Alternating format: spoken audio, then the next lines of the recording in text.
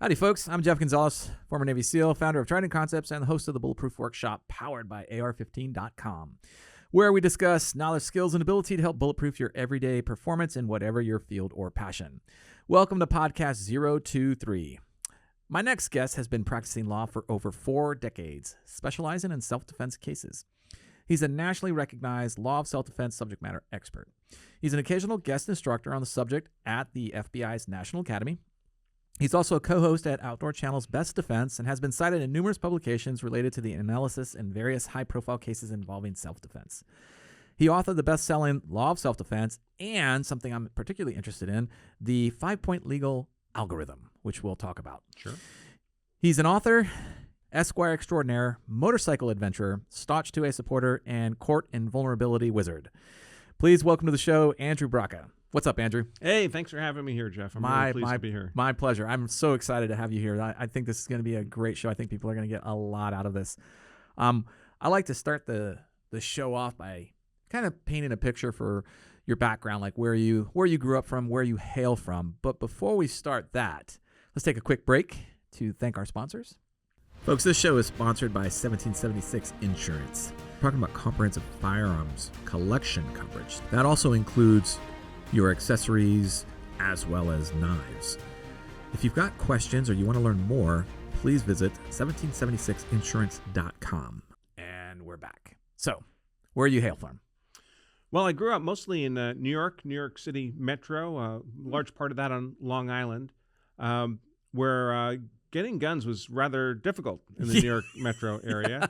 Despite that, believe it or not, my high school had a small bore rifle range in the basement under the cafeteria. And that's where I started my competitive shooting career, was shooting small bore rifle in a New York Metro high school in the basement. I love that. That is so awesome.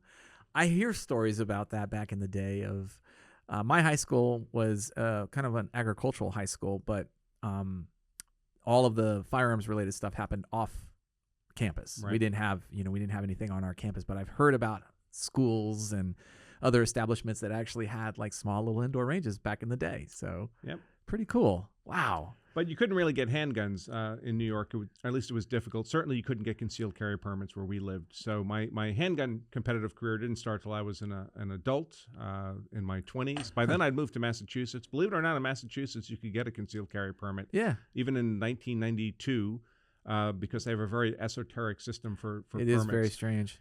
But there I was going to competitions, gun competitions. In those days, USPSA and then IDPA, and going to gun shows, going to gun matches, just a member of the gun community like most of us are. But I'd graduated law school. I was practicing law, and people were coming to me saying, Andrew, when is it lawful for me to, shoot somebody? And I realized I didn't actually know the answer. No kidding. In my 3 years of law school, we spent maybe 5 minutes talking about self-defense as a legal defense. Yeah. So we're not taught this stuff in law school.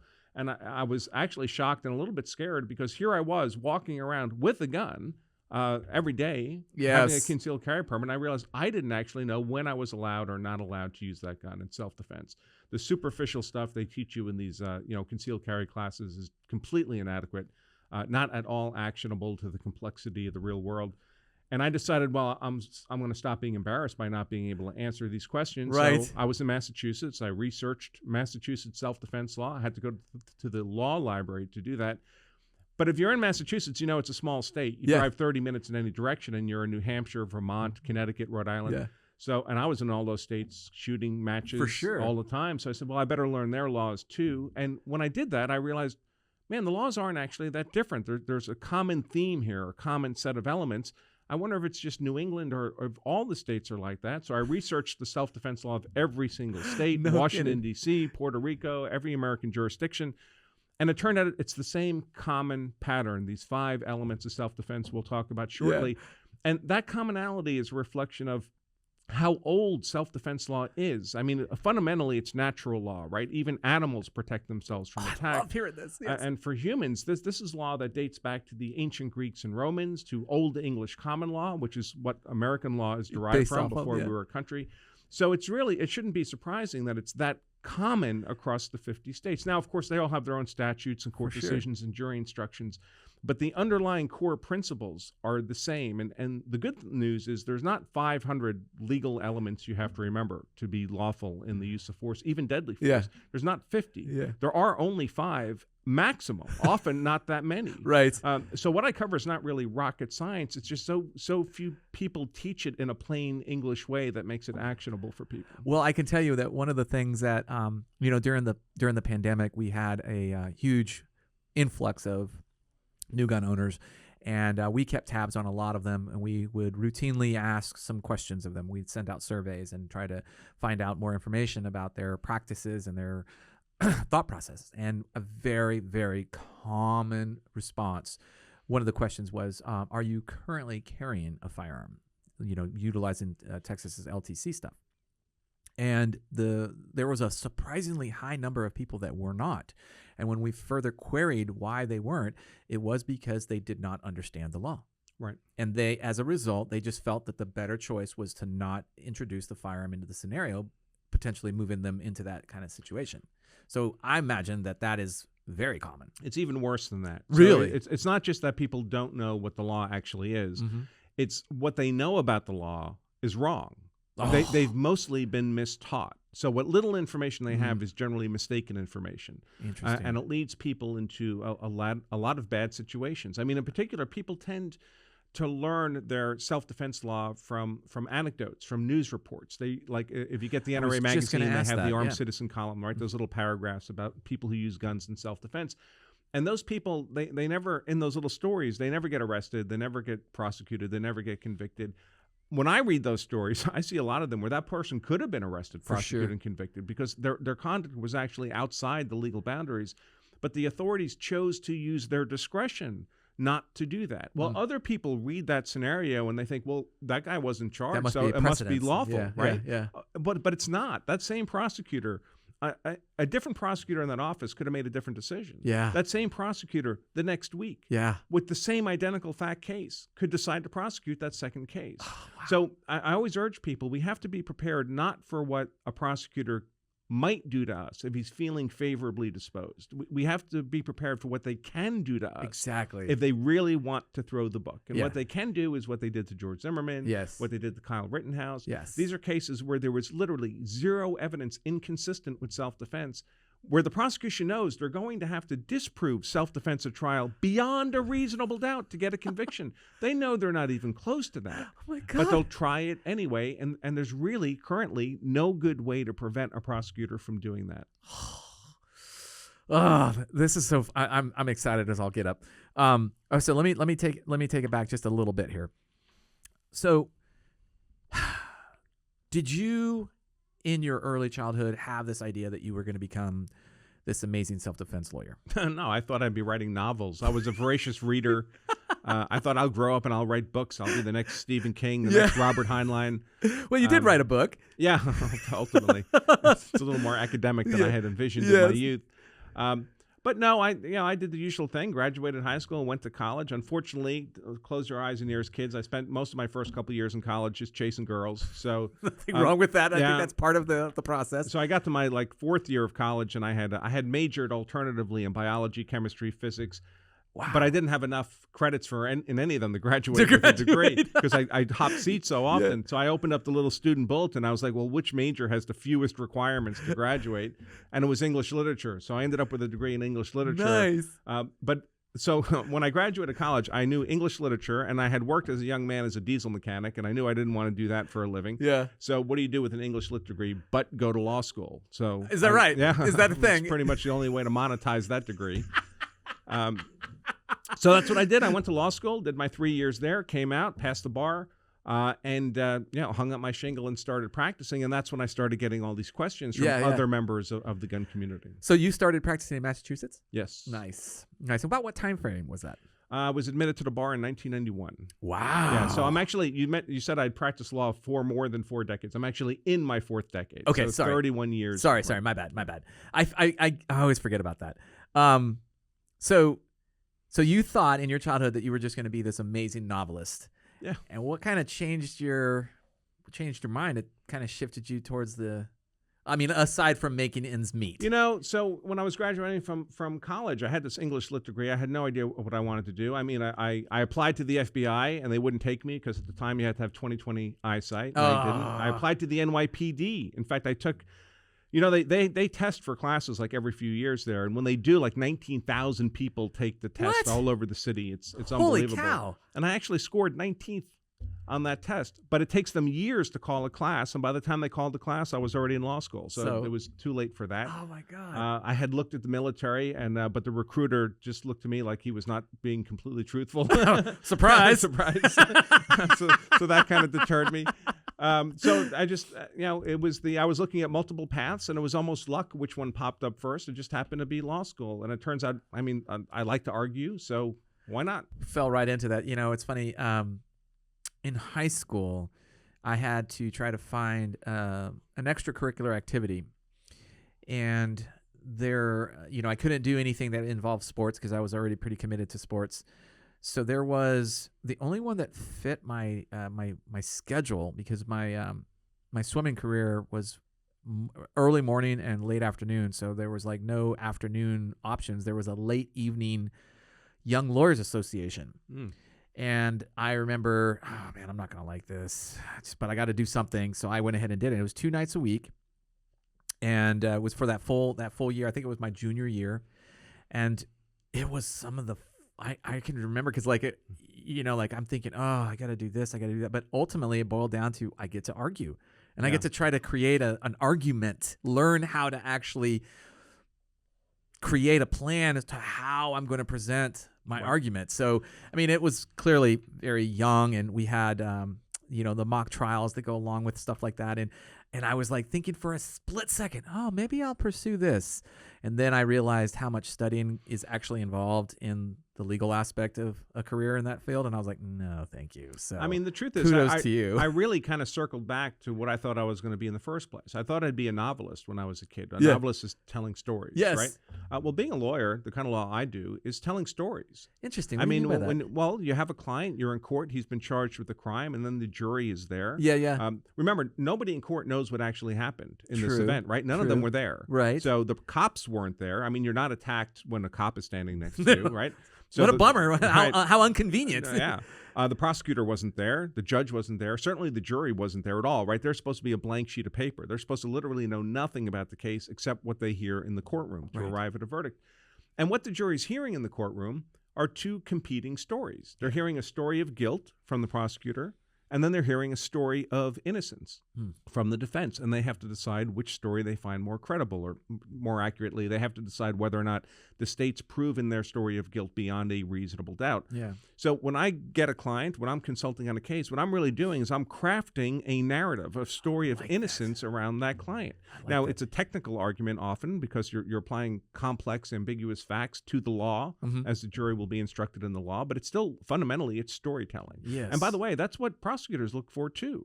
So when you're involved in an event and the detectives write up their investigative report and it gets handed to the prosecutor's office, when they're reading that investigative report, they're looking for a story they can tell. They're looking, is there something here I can build a story around that I can sell to a jury to convince them to convict this guy, to get me a win in the win column? So I had a question. You mentioned reasonable doubt, and I think that's a term that gets thrown out a lot without maybe just a misunderstanding of actually what reasonable doubt means to the layman. Yeah. In a courtroom, it's pretty black and white. It's really not. I was just going to say, well, it's supposed to be black and white in a sense. Or maybe it's not supposed to be black and white because it's reasonable to have that doubt. That doubt is a gray area, I suppose. So there's two of the major kind of thresholds of proof in a trial are preponderance of the evidence and beyond a reasonable doubt. So preponderance of the evidence is simply 51% of the evidence. Do you think it's more likely than not? That's the standard that's applied in civil suits, for example. In court, in a criminal court, the prosecutor has to prove you guilty beyond a reasonable doubt. 51% of the evidence is not enough. 60%, 70% is not enough. Guilt has to be proven beyond a reasonable doubt. So what number would you assign to beyond a reasonable doubt? Sometimes trial judges try to do that, help out a jury. They'll say, well, think of beyond a reasonable doubt like 90% or 95% of the evidence. And every time they do that, they get reversed on appeal. The appellate courts do not like that concrete a definition of beyond a reasonable doubt. Really? They like the definition of beyond a reasonable doubt to simply be beyond a reasonable doubt, which sounds rather unhelpful. It is. But if you look at it more closely, what the courts are really looking for here is for one thing, there's reasonable. And reasonable means not speculative, not imaginative. You can't just, and if you've ever, we've all met people in our lives who just, they fantasize about what the real world could be like all the time. You have a conversation with them and they just imagine things that could happen or could not happen.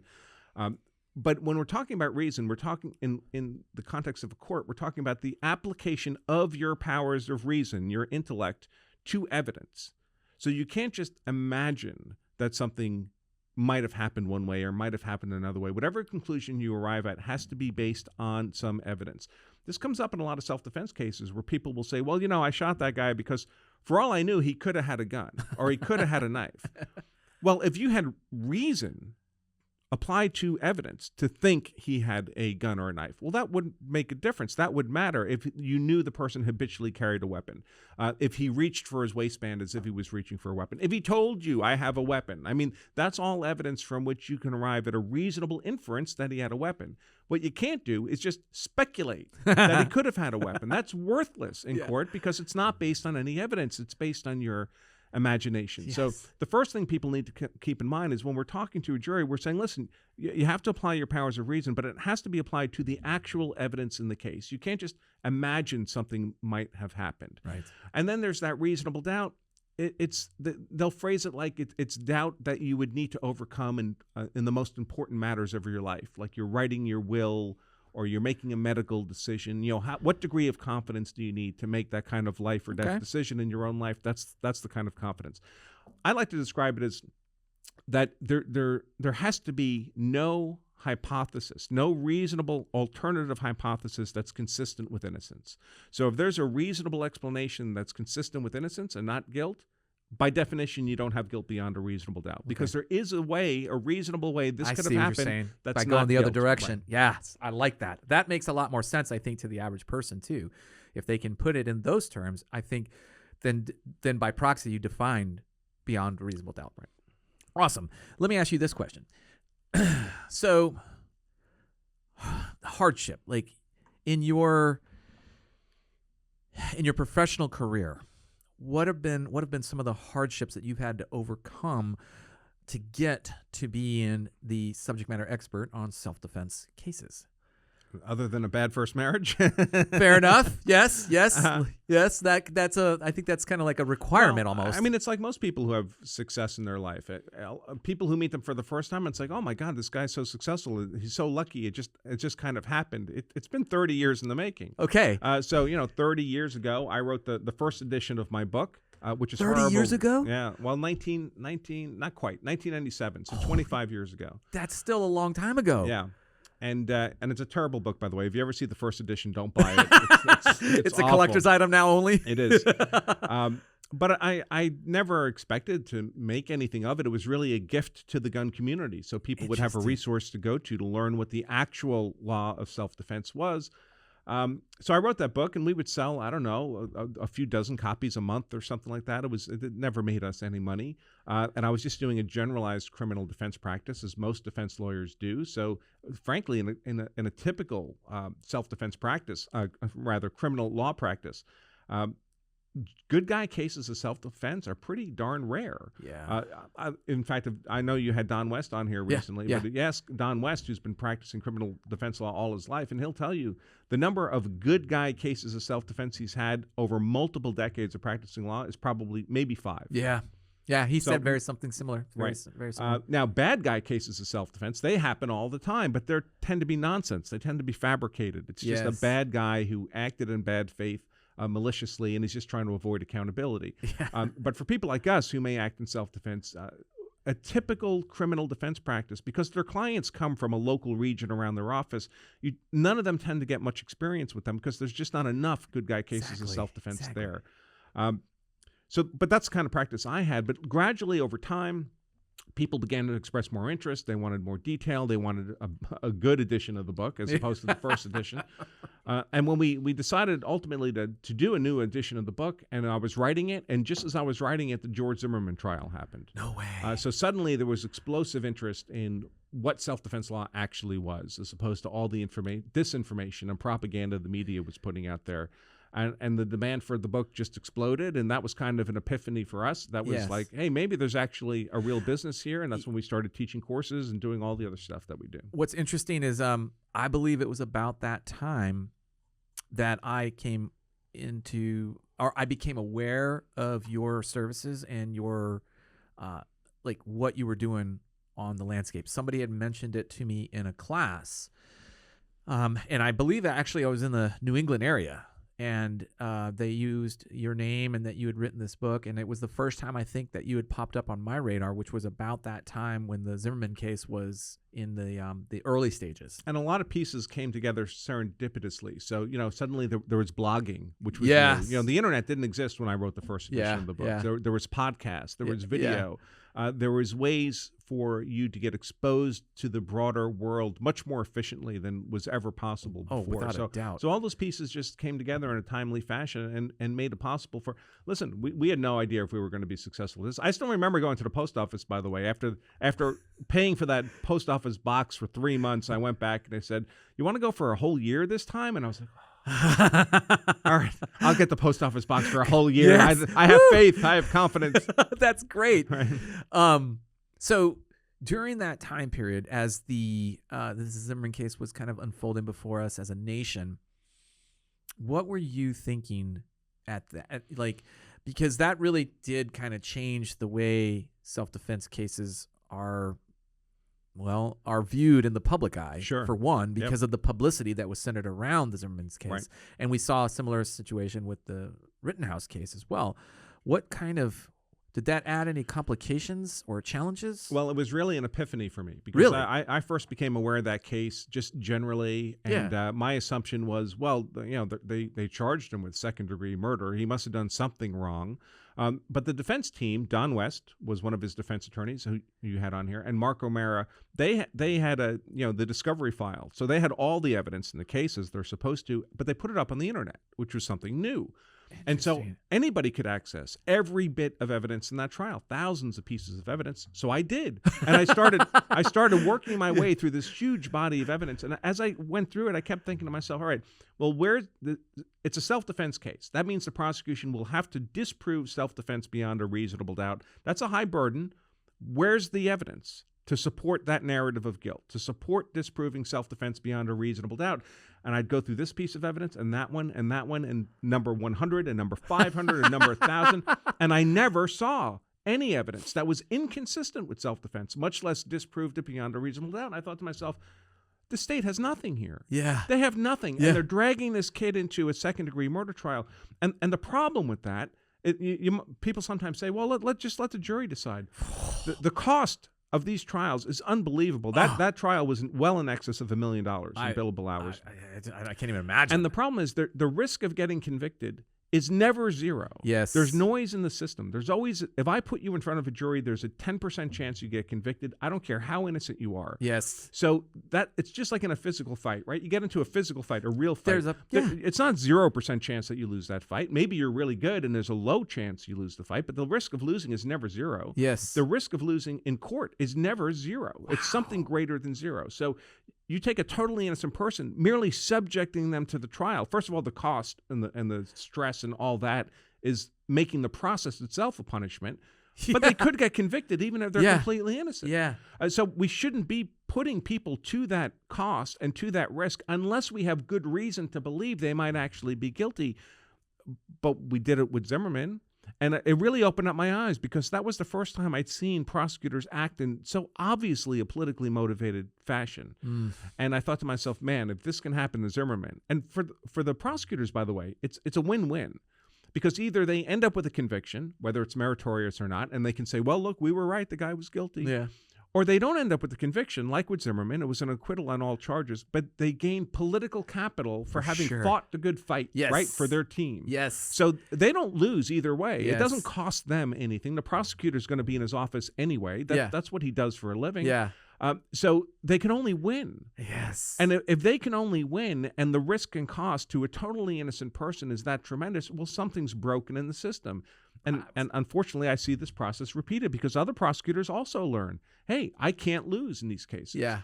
Same thing with Rittenhouse. Yeah. What happened to the prosecutors in Rittenhouse for bringing a totally unmeritorious prosecution of that poor kid? Nothing happened to them. Yeah. Nothing. Well, you had mentioned, this is interesting because a little bit earlier you had mentioned how there was no repercussions for clearly presenting a case that had a very, very low probability of actually getting a conviction. Right. Yet they still did it. Yep. And I believe you're absolutely correct about the incentive now for an up-and-coming prosecutor to try to gain not just political clout, but also public, appreciation in some cases. Sure. Because there are people within the demographics that will view that as favorable. Right. And these prosecutors run for election. Exactly. Right? Exactly. So they gain political capital in the sense of publicity. And there's also negative pressure. So we all remember the Michael Brown case, right? The hands up, don't shoot case in Ferguson, Missouri. Well, that local prosecutor in that jurisdiction, he'd been the prosecutor for something like more than 30 years. I mean, he'd been there forever. Wow. Trusted prosecutor in that community. And he was obliged to present the facts of that case to a grand jury to see if they wanted to indict the police officer who shot Michael Brown. And he did something he did not have to do. He presented both sides of the story consistent with guilt and the story consistent with innocence. Prosecutors don't have to do that in front of a grand jury. They can present only one side, only their side of the story of guilt.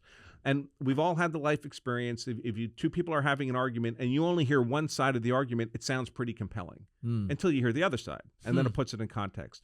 So a grand jury that only hears one side of an argument, well, that sounds compelling to them, and they return the indictment 99% of the time. That's why we have the expression, even a ham sandwich can get indicted by a grand jury. But a prosecutor can, if he wants to, give the jury both sides and contextualize the matter and then let the grand jury make a decision. And that's what this prosecutor did. He didn't have to present both sides, but he did. And the grand jury refused to indict that police officer. Well, that prosecutor, who'd been there for more than 30 years, was immediately challenged at his next election by a George Soros-funded prosecutor, young guy, young attorney, no experience as a prosecutor.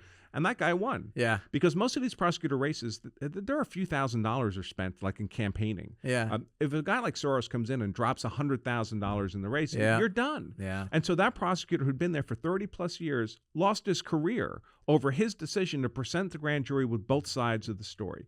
That's a lesson to every other prosecutor. They know that they can't just pursue the positive pressure to bring the case because they'll get political capital. They have to avoid the negative pressure that could end up with them losing their career if they don't do what the pro bring this guy to trial side of the aisle wants. Interesting. So that's a little scary, actually. Yeah. Think about it from and it could happen to any of us. Yes. Right? Kyle Rittenhouse never thought it would happen to him. George Zimmerman never thought it would happen to him. Yeah. I mean, I guess as the victim, and of course, we're talking about a good guy victim, not the alleged self-defense from the bad guys. Right. You have to think in your mind that you've done some research about deadly force and how to apply it. So if you do use deadly force, you have at least a feeling in your head that you've made a good choice because you've already thought about it or given it consideration. It's not like a spontaneous result. So then you have this idea that you acted in good faith, that you did the most reasonable thing possible, and then everybody around you is saying just the opposite. Yeah, and you better be right. That's the problem. The danger is people, again, they learn their self-defense law from anecdotes, things they read about in the news. And what they learned is wrong. It's bad. The most common thing I hear from clients on cases I consult on is, I can't believe I'm getting prosecuted for self-defense, because in their head, they have a genuine good faith belief that what they did was lawful self-defense. It's within the legal boundaries as they believe those boundaries to exist. But they're wrong about where the boundaries are. They actually stepped outside the legal boundaries. Man. And so their use of force is, at worst, simply straight up unlawful. Oh my goodness. Or perhaps it's just ambiguous, but it's sufficiently ambiguous that it attracts the attention of a prosecutor. Yes. A prosecutor looks at that ambiguity and he's like, you know what? I think I can build a story of guilt around this. I think I can sell this to a jury, and then you end up getting dragged into a trial. So what I always advise all of our students at Law Self-Defense is you want to make yourself hard to convict. And that doesn't mean learn legal tricks. We don't teach legal tricks. Yes. But make sure your conduct is so far within the actual legal boundaries Yes. that you're an unattractive target for prosecution. I love hearing that. So, and because it's like making yourself hard to attack because you don't look like an easy victim on the street, right? It's the same dynamic. And I was going to actually ask you that a few moments ago about like what is on the prosecutor's radar? Like, how are they viewing these cases and deciding, okay, this case looks like I could win. This case doesn't look like I can win. So there's really kind of two buckets these cases can fall into. One is the case that's simply on the legal merits. There's no political dynamics or racial dynamics or any of that noise. Totally. Just the legal merits. What a prosecutor is looking for there is he knows he's going to have to disprove self-defense beyond a reasonable doubt. And self-defense, like, a crime is defined by specific elements. And for the crime, the state has to prove every element of the crime beyond a reasonable doubt. They have to prove the elements. When you raise self-defense, now it's like a negative element to the crime. The state has to disprove self-defense beyond a reasonable doubt. But self-defense itself is made up of distinct elements, up to 5 elements. We'll talk about this later. Absolutely. And the prosecutor doesn't have to disprove your claim of self-defense in its entirety because those 5 elements are cumulative. They're all required. He has to disprove any one of them beyond a reasonable doubt. Okay. So when he's looking at that investigative report about your use of force, what he's looking for is those elements. Are they present, and do any of them appear to be vulnerable to disproof beyond a reasonable doubt? Do they look weak? Think of them from a prosecutor's perspective. Those elements are targets of attack. Yes. Can he defeat any one of them? If he defeats any one, it's like a chain. You break one link in the chain, doesn't matter which one, the chain is broken. Nice. So he knows, and by the way, when you're claiming self-defense, it's different than a typical criminal prosecution because normally the prosecutor has to prove you committed the crime. But when you're claiming self-defense, you're not saying, hey, it wasn't me. Someone else did that. I wasn't around. Yes. You're saying the opposite of that. You're saying it was me. Yeah. I shot that guy. I killed him. Yeah. But I did it with the legal justification of self-defense. Well, the prosecutor knows if he can defeat any one of those 5 elements of self-defense, your claim of self-defense collapses. And then all that's left is effectively your confession. I shot the guy. I killed him. Because self-defense is gone. Yeah. So, and he knows that. Yeah. He knows that if he can find one of those elements and disprove it beyond a reasonable doubt, it's a walk-away conviction. Yeah. Wow. That is, and I think that's part of the, I think that's part of the legal process that is confusing to so many people is understanding the bigger picture of what it really means to bring a case to court and actually win that particular verdict, whatever side you're on. Right. So we've tap danced around that subject of your 5 legal traits there. It's like when I first started to read through them, when I've got the first copy of the book, one of the things that was probably the most interesting was the first one, the very first one, because that to me made the most sense. And like for the audience, I'm going to let you explain all 5 of them, and then we can go circle back to the first one and talk a little bit more about it. That way there's some context to the conversation. So I'll let you take the wheel and run with it. Okay, and I'm sorry I didn't bring it, but we actually have a free cheat sheet we give out to people. They can just download lawofselfdefense.com/elements. We don't charge a penny for it. It's just a PDF download. Perfect. So if you don't catch all the 5 we'll make elements sure to right put now, it in the show notes. You can get it there. It lists them. It provides a brief description of them, and it's totally free, folks. Nice. So lawofselfdefense.com/elements. But the elements are innocence, imminence, proportionality, avoidance, and reasonableness. Okay. Up to 5. Not all 5 are always required. Yes. But I'll step through each of them and explain how that can be. So innocence means you were not the initial physical aggressor in the fight. Yes. The person, self-defense law is intended to protect victims of aggression, not to allow someone to be an aggressor and then escape liability for their threat of force.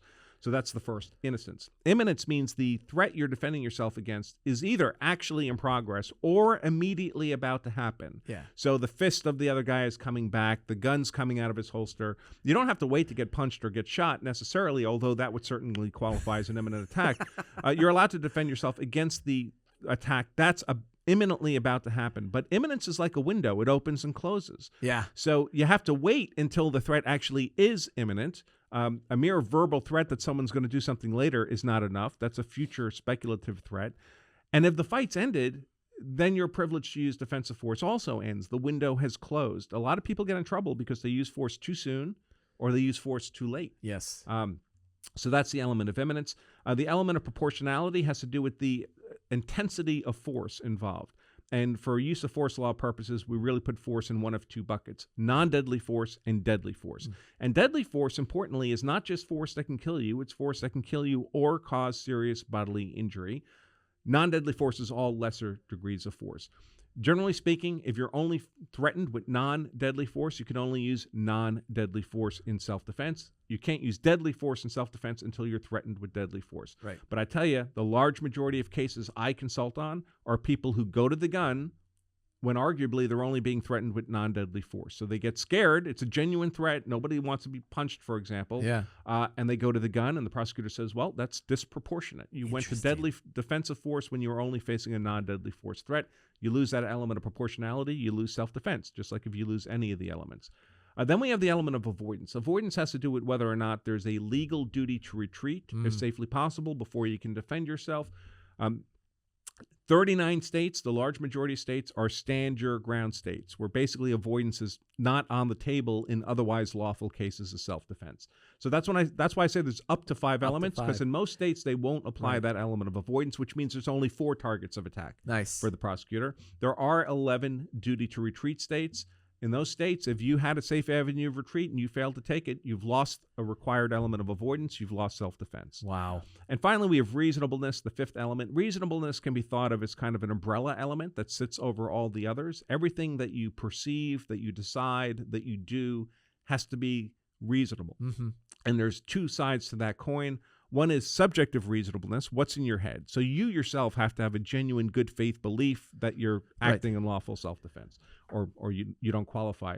But importantly, that genuine good faith belief by itself is not enough. It also has to be objectively reasonable, meaning a hypothetical reasonable person in your circumstances would have shared that subjective belief. So it can't just be an irrational fear of harm, for example. It has to be a reasonable fear of harm. And so when a prosecutor is looking at that investigative report, he's looking, all right, which of these elements are required in my jurisdiction? It could be 4, it could be 5.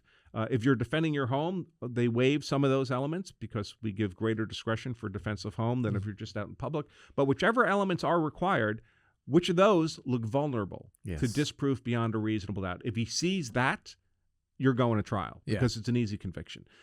Unless he wants to use his discretion to do you a favor. Right. But you can't count on that. That's not within your control. That's within That's what his you were saying control. earlier. But if he looks at those elements and none of them look vulnerable to disproof beyond a reasonable doubt because you knew what those elements were, you conducted yourself in self-defense within those legal boundaries, you are hard to convict because he would have to disprove one of them beyond a reasonable doubt. That's a high burden. If it looks like he can't, because prosecutors don't like to bring cases to trial that they can't win. Most prosecutors, their conviction rate at trial is in excess of 90%, 95%. At the federal level, it's 98% conviction at trial. And it's not just because they're great lawyers, although many of them are. It's because they get to pick the cases they bring to trial. If your favorite sports team got to pick the teams it played against, they'd win 95% of the time too. Yeah. But that's actually good for us because that means they're not picking the cases that could degrade that win percentage. Yes. They want it to stay up in the 90s. So if you look like a loser of a case, they're disinclined to take that case to trial. So you've become an unattractive target for prosecution. And that's so like that's a huge thing if people can understand that. And by helping to improve their, I guess, to help it look like they're not a good target, maintaining, having a really good understanding of these 5 pillars, if you will, makes for a good, like, self-defense strategy for yourself. Exactly right. So that's what we encourage people to do, is think through these elements now. When you hear about a use of force event in the news, think to yourself, all right, where are the 5 elements in that report? Now, of course, the media always gets the facts wrong, but just use it as a training exercise. It's a great idea. Where are the 5 elements? Which ones are strong? Which ones are weak? What could this person have done differently to make themselves harder to convict, to make themselves a less attractive target for prosecution? And use it just like pilots study other pilots' crashes, right? Study other people's use of force events in the context of these 5 elements, so that heaven forbid you ever find yourself in a similar situation. It's not the first time mentally that you've been exposed to it. You've kind of thought it through before. You can also, ahead of time, and you should do it ahead of time, think through what are your default defensive tactics. Like, when are you prepared to just vacate the area? When are you prepared to threaten the use of a weapon? When are you prepared to use a weapon?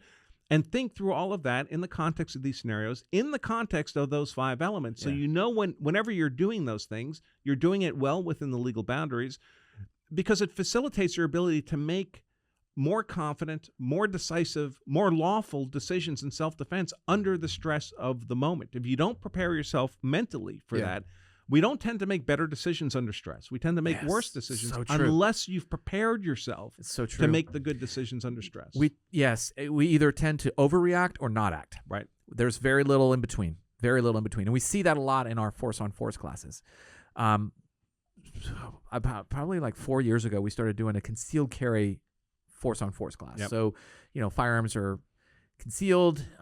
You're put in a difficult situation. And the way that we run it is, after a scenario, we would ask the students to justify their actions, whatever actions they did. And what I found early on was that there was just like you were saying, misinformation about, whether it be from TV, from the cinema, from maybe some other article publication that they read and thought they could do the same thing. And when we would have sometimes a off-duty officer be part of the role playing, who would come in and actually start to ask those difficult questions. And it was really, I think the biggest takeaway from that was how much most of the students really didn't know or didn't understand about deadly force justification and how they could or couldn't use it. And so we started to actually, prior to them going out into the scenarios, we had to actually cover a block of instruction on deadly force use and how that works. And, as I started it back like 4 or 5 years ago, what was 2022? Yeah, about 4 or 5 years ago, we tried to keep it as simple as possible. And I don't feel as though I think the methodology that I had used was similar to Moss's, which was the triangle. The only difference that we did was it was means, intent, and opportunity. And we asked the students to define each of those steps as a method of trying to become familiar with their actions or lack of actions. And now we've changed that. We no longer use just the Jeopardy triangle. We've moved on to trying to ask them more prominent questions like the 5 pillars to help them better understand kind of like what's at stake here. Right. Because it's so funny. I shouldn't say funny. It's not the right way to say that. To hear them think what they thought was a good idea. Yeah. Without filtering it through any sort of filter, for one. Right. And so it's interesting to see how students react under that little bit of pressure, which is a controlled environment. So I have a very similar experience. Oh, so great. For many years, I was traveling 40, 45 weekends a year teaching full day, 8 hours law self-defense classes. So people are getting 8 hours of fire hose of all the stuff we cover in our book, but taught by me personally, answering all their questions. It's a whole day. And then at the end of the day, I would bring with me a $20,000 shooting simulator system with a screen, an infrared pistol, a laptop that would score the shots. Very, very fancy system. And we'd run the students through these little videos. It's like 60-second videos where there's a potential aggressor. You've seen them. Yes, I love those. There's a potential aggressor on the screen, acting kind of weird, and the student has to solve the problem. And that might involve shooting or not shooting. We had a little infrared OC canister thing. So then they get really confused because they can never decide what to do when they had two options. But we would run them through the scenario, and obviously it's a completely harmless scenario. I mean, it's even safer than force on force. There's no other human active, right? They're looking at a screen. You'd have to trip over a chair or something to hurt yourself. And they would run through this little exercise, 60 seconds of exposure to this video. And then when they were done, they'd have to turn their back to the screen and explain to the rest of the class, in the context of what we'd been talking about for 8 hours, they'd have to explain to the rest of the class what they saw, what they did, and why they did it. What was their legal rationale? Man, they could not remember what they saw. You're kidding. Nope. Or they would, if I suggested things that weren't there, they'd go, oh, yeah. I'd say, what color was that guy's hat? They'd go, blue. There was no hat. They wouldn't see, people wandering in the background, who could have gotten shot if they fired a shot. They just, and they couldn't remember what they saw, and they couldn't remember what they did. We had one guy, he had these little infrared pistols we had. You could actually dump the mag out of it. And he accidentally hit the mag release, dumped the mag, bent over, picked it up, jammed it back in the gun backwards, so front to back, so hard we needed tools later to get it out. You're kidding. And then he did his little thing where he has to explain to the class what we did, and we're like, so what happened with the magazine? And he was like, what magazine? He had no recollection that he had done that, and we'd all watched him do it. Oh my goodness. Or if they do remember what they did, they can't remember the sequence, the timing. So we'll say, all right, well, when did you present the gun from the holster? And they'll say, oh, when I saw the guy's knife. Well, the whole class saw him whip the gun out as soon as the video started because he knew it was going to be a self-defense scenario. But his brain didn't remember it that way. Oh, my God. And if you can't remember what you saw or what you did, it's very hard then to explain what your legal rationale was. And I say this not to mock those students. I say this because that was perhaps the most important lesson of that simulator. Was that the way our brains capture and store and recall information and make decisions under even modest stress, like a simulator, is completely different than our normal experience. Yeah. And unless you prepare yourself for that kind of cognitive function, and the only way to do it is, frankly, over a long period of time. It doesn't have to be intense. But I tell people, hey, if you have my book, keep it someplace where it's accessible, maybe the bathroom, where every day you could read a couple pages, refresh your recollection, because it's like going to a shooting course. You know, you take a weekend shooting course, and at the end of those 2 days, you're awesome, man. You're fine with that pistol. But if you don't pick that gun up again for 6 months, at the end of the 6 months, all that's gone away, right? So it's less important how intensely people train. It's more important how frequently. I love people hearing train. that. Yes. And that's true with guns, and it's also true with this self-defense law stuff, applying these principles to these, news-reported events. Keep your knowledge fresh, because if it's not, it will not be actionable for you in the moment of crisis any more than that presentation or that trigger break will be. I love hearing that. And I feel as though most people don't appreciate most people don't appreciate the challenge, the complexity of what they're going to be facing. Many times we slough it off just because it's like it's extra work that I have to do. But in reality, the way that you just described it, by just taking a few moments here and there, it's more about, we use the term consistency, but frequency is the same thought process. If you're constantly reflecting on this information, if it's circulating through your brain, but it's coming to the front part of your brain more regularly, the likelihood of you being able to actually recall it and use it to your advantage just becomes that much more probable. Especially if you've learned it and you've stored it in an organized way, right? So when we teach people how to present a pistol, it might be a 4-step pistol presentation stroke, right? And eventually that becomes subconsciously competent, right? You don't have to think about it anymore, but you learned about it in an organized way. That's why we don't just tell people, all right, just rip the gun out of the holster and point it at the target, right? You do it in a disciplined way. We do the same thing with the law of self-defense, because the truth is most of these real-world situations are not that complicated. They tend to be highly repetitive. Armed robberies are armed robberies. Carjackings are carjackings. Home invasions are home invasions. There's trends. There's patterns there. But your responses need to be well organized. If your responses are chaotic in your mind, they're going to be chaotic in practice, and that's not an efficient way to defend yourself. And also, people get in trouble because they haven't learned this stuff and practiced it in a disciplined, organized way. They tend to get trapped in what I call the zone of ambiguity, where they don't really know what's happening. So, of course, if we're not facing any threat, we don't do anything in self-defense, right? We just go about our day. On the other hand, if some guy steps through that door with the raised machete, that's not a complicated problem. You just solve that problem. it's in between those two extremes where people are like, I'm not sure what's going on. Is that a guy a threat? Is he not a threat? Yes. And they haven't developed the skills to strip the ambiguity out of that problem. I love hearing this. One of the funny things about that is in my military career, we were exposed to not just the two types of scenarios that we could face, a shoot and a no shoot, right? It was a binary response in that case. Mm-hmm. It's black and white. They're either a shoot threat or they're a no shoot threat. Yeah. And that's what most self-defense training is like, by the way. It is, very much so. And when we started to introduce what we referenced as the unknowns, an unknown, what we discovered was how ill-prepared we were to handle an unknown. Right. Because it's not justified as a shoot threat, or else I would have shot it. Yep. But I don't know that it's safe to list as a no shoot. Yeah. Typically, no shoots have a hostage scenario or a friendly scenario kind of tag associated with them, but an unknown doesn't. You can't necessarily make the claim that is not a non-dangerous situation or person anymore, right. but they're just not demonstrating the fact that you have justification for deadly force. Right. And in today's training world, you're absolutely right. It's either a shoot or it's a no shoot, and because it's efficient and it's fun to do it that way. Absolutely, yeah. And I've been guilty of it myself.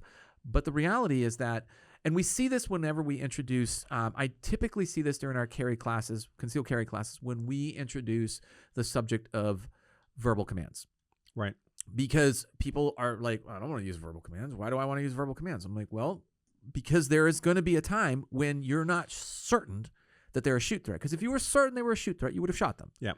But if you're not certain they're a shoot threat, what are you doing to help create some barriers between you and them? And, strong verbal commands is one of them. So I'm always surprised to hear the pushback. And when I say pushback, I mean the reluctance to actually integrate good, strong verbals into a training model. Yeah, I think that's crazy. Now, I want to make clear, there's no legal requirement that anyone give a verbal command. No, so you don't have to do it, but it's to your advantage, especially, like you say, if it's an unambiguous deadly force threat, you just solve that problem. That's not complicated. Easy day. So we're only talking about the ambiguous situations. And an example I often use is, there could be a woman who worked late at the office. It's 8, 9 o'clock at night. It's dark. Just about everyone else has already gone home. And now she's in the parking garage walking back to her car. And she realizes there's some dude she doesn't know, like 30 feet behind her, seems to be following her. Maybe not. Maybe he's just walking to his car. Maybe he had to work late too. She just doesn't know. It's ambiguous, but she's scared. Yeah. She's alone. It's dark. If something happens, no help is coming.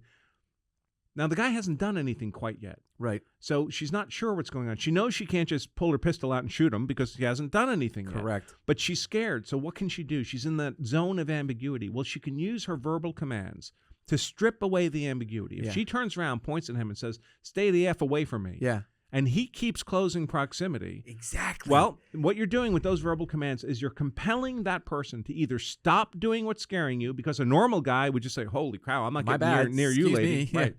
Either you're compelling him to either stop what he's doing that's scaring you, or to act in a manner consistent with a threat, and now you stripped away the ambiguity. Yes. Now you're not speculating anymore. Now you have evidence from which you can make a reasonable inference that guy's a threat. When someone asks you, why did you perceive that guy as a threat? You can say, because I screamed at him to stay away from me, and he kept coming closer. And so in that case, we use the term compliant versus non-compliant. So again, back to the military, when we had an unknown, one of the ways that we would escalate to a higher threat level is if they were non-compliant. If I gave them specific commands about what I wanted them to do or not do, and they did it anyhow, or they didn't do it, well, that's just bumped them up the ladder one rung. And it's made it a little bit easier for me, should things go sideways, for me to justify using deadly force or be able to explain and justify my actions. Right. So again, you can't shoot someone for being non-compliant per se. No. But it's part of the evidence that would go into your calculation of why you reasonably perceive them as a threat. And I should have clarified my statement, but all that did was that gave me one step closer to making it less ambiguous. Right. Yep. One step closer, right. not the whole ladder rung, but one step. And that's what I try to get across to people is that, and there's plenty of instances we can cite so many different scenarios that are ambushes that just happen that quickly where verbal commands are not going to be useful. But because they're ambushes, there's also a pretty high degree of certainty of what's happening. Exactly. There's no ambiguity there. Right. It's those kind of what I call boiling events, like your example that you described. That's a boiling event. It's got time, and it's got other factors available that are going to make it more complicated and scary in some cases, because there is time to allow the situation to either develop or de-escalate, and that's all difficult. It's funny because as we were walking back to the studio, and we were walking around the side of the building, there was a gentleman that was approaching us on the side, just outside the parking lane. He was on the other side of the vehicles, but he had kind of like a specific look that might be inconsistent with what's normal, around here. And it's certainly, this is not a walking thoroughfare, right? So there's no real reason for him to be walking, and his hands were not viewable. So, my these are all things that are going through my head. And I noticed that as we walked past him, I'd shifted the bottle, my Topo Chico, to my other hand, and I'd moved my hand to my OC spray. And I noticed as we got a little bit further back, you also glanced over your shoulder to track where he was at. It's just paying attention. That's the thing, but that's my point. So many things, when we go back to that first pillar, the innocence for me, is probably one of the most valuable pieces of information I try to give to students, is to maintain that situational awareness. Yeah. Without it, you really put yourself in a tough spot, because now you are reacting in that ambush type situation. I see a lot of these convenience store robberies where you have the video inside the store, and the robbery's in progress, and another customer walks in the front door, and I'm like, don't you look through the glass before you step into a convenience store? I mean, take a look at what's going on in there before you open the door and walk in. But most people don't. It's one of our scenarios that we actually use in the Force on Force. We have a mock convenience store. There's several people in there. There is one person that is paying attention to who's coming through the door, as he's the bad guy. And so he's being somewhat, stealth wise as far as what he's doing, allows that person to walk in so they can come in. And then the holdup kind of continues. Like, it was pause, let the bystander come in. What's the bystander going to do? Is he going to come in and confront? Is he going to come in, stand there? Is he going to come in and walk out? What's he going to do? And then he's instructed, after that initial reaction from the student, go ahead and play. And one of the questions that I always, and it's not like it's hard. The guy's just standing there, and he's like holding the gun right at the register where the guy's at. He's standing there, and he's not presenting he's not aggressive. He's not, he's threatening in the sense that he's holding a gun, but the register is also kind of obscuring it as you walk through the door. So sure, you really have to be paying attention to what's happening there to see. It's not something that's just easy to overtly see. And more than half of the students walk in, grab they're instructed they have to go and get a bottle of Gatorade from the freezer, and then walk up to the cash register, pay for it. And they literally walk in up to the back of the guy that's robbing the place before they start to see things happen. So it's funny to see how, and I shouldn't make light of it, because it's also a learned skill like anything else. Maintaining that situational awareness is but you only learn it if you approach the problem with intent. You have to be in a mindset, I want to learn this. I want to develop this skill. It doesn't happen by itself. 100%. Quick word from our sponsor. We've been working with the folks at 1776 for comprehensive insurance of our firearms collections, and I'm really happy with how things are going so far. And one of my concerns is with the amount of commuting that I do with my firearms collection. What happens should my vehicle be broken into or stolen with my firearms? And there's reason to have this concern, because there's 800,000 vehicles stolen per year in America. So it's not, it's a little bit more common than we might think.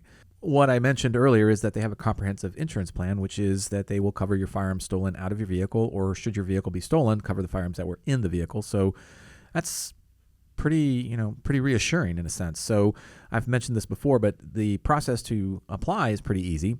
Approval is pretty quick. They do not require you provide a itemization or serialized numbers. There's no appraisal or schedules that you have to provide. So really all you want to do is just make sure you have proof of ownership, and that's it. So if you want to learn more about the folks from 1776 and insuring your firearms collection, visit 1776insurance.com. I've carried a gun every day of my adult life. 37 years, I've been carrying a gun every day with concealed carry permits everywhere I'm lawfully permitted to carry. I've never come close to needing that gun. Because, when you're in the fight, the only priority is winning the fight. If you don't win the fight, frankly, all the legal stuff becomes moot, right? You got to win the physical fight, number one priority. But better than winning the physical fight is being able to escape from the fight before you have to go hands-on. And better than escaping from the fight is not being engaged ever, identified as a target in the first place, avoiding the need for confrontation. There's been plenty of times I've been out at a restaurant with my wife and something starts going sideways on the other side of the room, and I'll just throw money on the table and we'll leave because I don't want to be around the conflict. So, but you can only do that if you're actually aware of your environment and you know what's going on. Otherwise, you just get blindsided. So, and another funny, we have a restaurant scene in the Force on Force, and they're briefed. I don't tell them, hey, you can walk out of the restaurant. I don't actually come out and say that. Right. But I give them a very broad left and right limit. You're free to do whatever you feel is necessary to stay safe. And it's a domestic dispute in the restaurant. Yeah. And it starts off and it gets really kind of intense. And I have some good role players that really, the male, female, they got some good chemistry going, and they can get some feathers ruffled very easily by some of the students. And like the percentage of people that actually just get up and walk out is so low. Yeah, it's not in their algorithm as an option. It's not. And in truth, those that have gotten up and walked out, congratulate them. Job well done. Let's go back in. And now we're going to say that you walking out is not an option. Yeah. Right. And how do you manage the situation there? And the only reason why I do that is because I want them to get the benefit. They did the right choice. They made the right choice. Excuse me. But I want them to also be put in a situation where... And in fairness, sometimes you can't. Yes. Right? So if you're at the table and your spouse went to the restroom, Good you're point. not leaving the restaurant. Absolutely. Right? You're going to wait for her to come back. Absolutely. So we try to put them back in that situation just because it's a valuable learning opportunity for them that, hey, if you do get involved in something that you don't have a lot of information on, here's how fast things can go sideways on you. Yeah. And that in and of itself is another influence of not getting involved and making sure that you kind of stay within your lane. And if at all possible, if an exit exists, the exit may be your best avenue. Yeah. So I see these scenarios all the time where something bad is happening to some apparently innocent person, and all the bystanders are just standing around, right? While they're filming it on the videotaping. I was going to say, camera. And everyone goes, "Well, why didn't they step in? Why didn't anybody do anything?" Yeah. And then when someone does something, if the situation goes sideways and they end up having to kill somebody, Yeah. they say, "Well, he should have just minded his own business. Why did he get involved in that fight?" Yes. So, and I never tell people what to do. I'm not telling ever people to get involved in a defense of other scenario. Absolutely. Or don't get involved. You have to make that decision. You're there. But I urge you to think about it now. Without question. What kind of fights are you prepared to get into? And so that you're not trying to make that decision under stress, and make it in an informed way, knowing what the possible outcomes are. Because the moment you're engaged in that fight, you just incurred two risks you were not incurring a moment before. One is losing the fight, right? Like we talked about. Absolutely. No guarantee. There's no magic pixie dust that says the good guy wins the fight. Right. We train with guns, knives, BJJ to make ourselves hard to kill. Right. Right? But it's never 0% chance of dying in that fight. Right. So you're running the risk suddenly of dying in a fight. And if things go sideways and a prosecutor decides you look vulnerable to attack, you're running the risk of spending the rest of your life in a cage. Yeah. Those risks are never zero. So you just incurred a greater than zero risk of death and life in a cage. What scenarios are worth that? Now, where people draw that line is up to them. I don't tell people what to do, but those are the stakes. So think about these scenarios ahead of time and decide under what circumstances am I prepared to take those risks, because they're real. Love it. That is such a, and it's the nice way that, I should say, the way that you explained it is something that anybody should be able to just take a second and actually reflect on.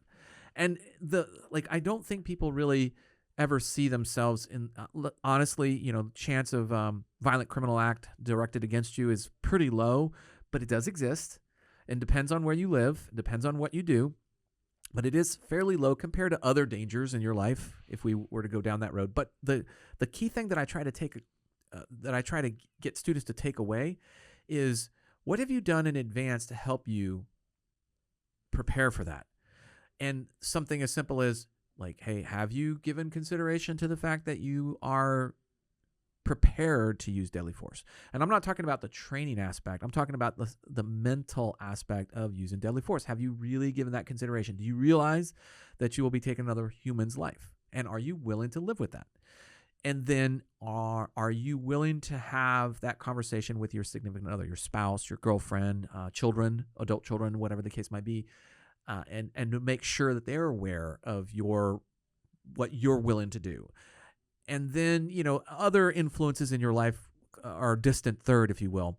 But surprisingly, so many folks have had a hard time just kind of considering those simple questions before they actually move into the world with a firearm. Right. And part of it is because they're not often presented with what they need to know to make an informed decision in kind of a plain English way. Right. So most concealed carry courses, and I've taken tons of them all over the country, when they get to the portion of the class, the one-day class, whatever it is, where they have 4 to talk hours about now. Right, they have to talk about the law. They get to the legal portion, whatever the state requires them to teach, and they read a bunch of statutes at the students. The students ask the instructor questions. The instructor, unfortunately, is not well educated in this either, so he can't really answer their hypotheticals. All he can do is point to the statute. Yeah. The statutes are not written in plain English. They're written by lawyers for lawyers, so that's not actionable information for people. Yeah. But they're told, now you've been taught the law. Yeah. And they leave that room, and they actually have no idea, any more than I did when I first got my concealed carry. Yeah. They have no idea what the actual legal boundaries are because that statute doesn't make any sense to them. It's completely non-contextualized. And so they don't have the mental tools they need to make informed decisions about these types of scenarios. That makes a lot of sense. So, I am a concealed carry instructor for the state of Texas here, and I've always deferred any of those questions because I could tell that somebody is asking me for a black and white answer. Right. And you generally can't. I No. mean, even I don't typically do that. Yeah. Because with these cases, tiny changes in facts leads to enormous differences in legal outcomes. So true. What I try to tell people is, look, these are the questions a prosecutor will be asking under that scenario. These are the facts in that scenario that are the important ones. Not all the facts matter. Of the 10 facts, 2 of them are important. You need to be able to understand, to be able to identify which of those 2 facts are the important ones and make sure they're on your side. I talked earlier about these 2 stories that are being told to a jury in a trial. Yes. The story of guilt, the story of innocence. Yes. Those stories, everything that happens in trial has to be based on evidence, actual evidence. The jury is told you have to arrive at a verdict based on the evidence and legal arguments you hear in this courtroom. Not something you read in the newspaper or on TV, only stuff that happened in this courtroom. So that evidence is all important. Everything is based on that evidence. And what the prosecutor is looking for when he's thinking about his narrative of guilt, for example, he's looking at that investigative report. He's looking for facts, building blocks of evidence from which he's like a Lego set, from which he's building with these blocks his narrative of guilt. And your defense attorney is taking those same facts and trying to build a narrative of innocence out of those blocks. But we typically have some influence over what those blocks look like by our own conduct, how we're engaging with the aggressor, with the threat, the decisions we're making. When we go to the gun, we have influence over that if it's not a pure ambush situation.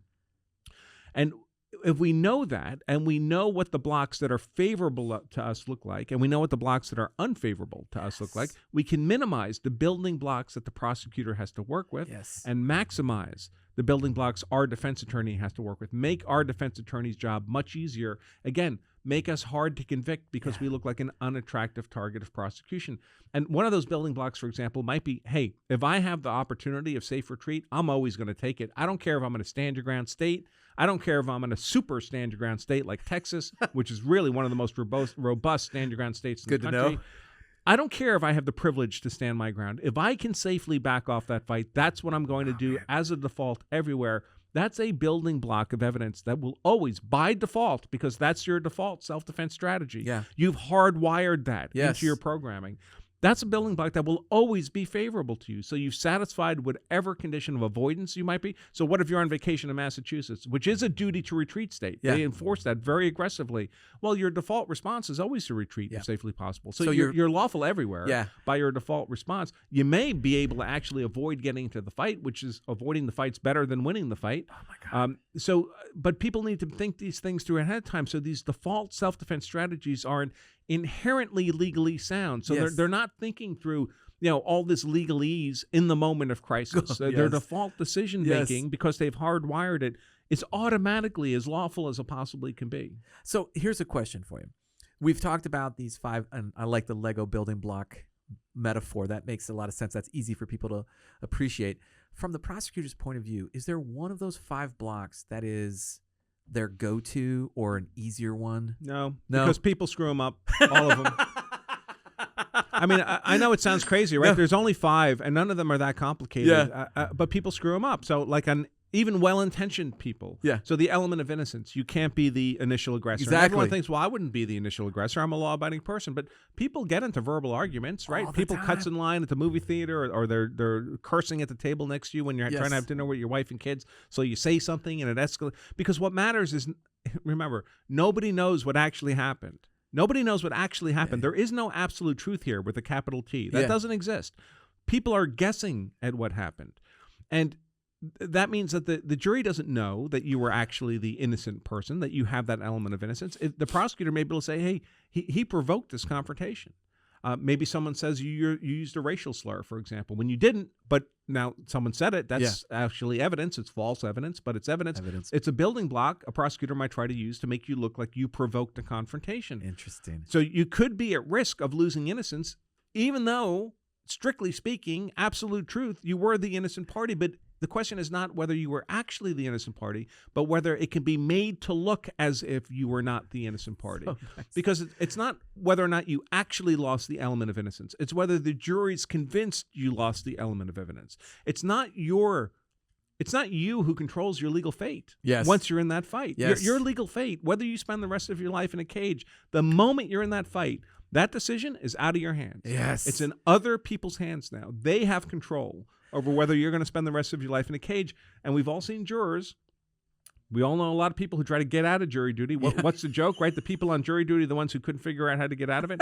Your life is now in their hands. Yes. Those people are Yes. going to decide whether or not you spend the rest of your life in a cage.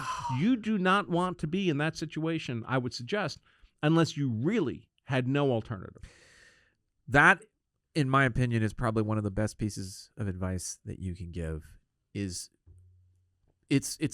when I hear people cavalierly talking about you using deadly force, or I would do this in this situation. I'd rather be judged by 12 than carried by Yes. 6. I'm always thinking, have you met the 12? Yeah. Are they friends of yours? Because if not, I'm not sure that's a good bet. But my point in that is, most of the time I feel as though if they actually knew more about the legal system, they would not be making those statements. They would not have those beliefs. They would not be they would be more concerned. It's like going to a cage of lions, hungry lions. It's such a dangerous, destructive process. It's not like the criminal justice system is it's not a magic box where you put facts and law on one side and you crank the handle and justice with a capital J comes out the other side. That's not how it works. It's not a fancy computer. It's a box full of people, humans, and they're all imperfect. And sometimes their motivations are contrary to your interests. Sometimes they're acting maliciously. And the criminal justice system is not well designed for innocent people. It's a system that's designed for criminals, for processing criminals. Okay. And if you happen to be the albino in the pack who doesn't fit the typical mold because if you're a criminal defense attorney, most of your clients are criminals. Most of the people going to trial are criminals. That's just the nature of the beast. Yeah. And the system is designed to be an efficient way to process criminals. It's not a great way for arriving at truth, where someone might genuinely be innocent of the crime with which they're charged. But that's what a good guy case of self-defense is. Yeah. That person who's the cases I consult on, those people have never been in trouble with the law before a day in their lives. Wow. And suddenly they're looking at a 10 to 20 year felony because they pulled the gun, didn't fire a shot, didn't hurt anybody, but presented their gun in a confrontation, and the prosecutor decided that looks like disproportional force to him. Aggravated assault with a deadly weapon. Most states 10 to 20 years of time, felony time. And they can't believe they're getting charged for self-defense. Yeah. Well, it's because they didn't know what the legal boundaries were. They made themselves look like an attractive target of prosecution. Oh, man.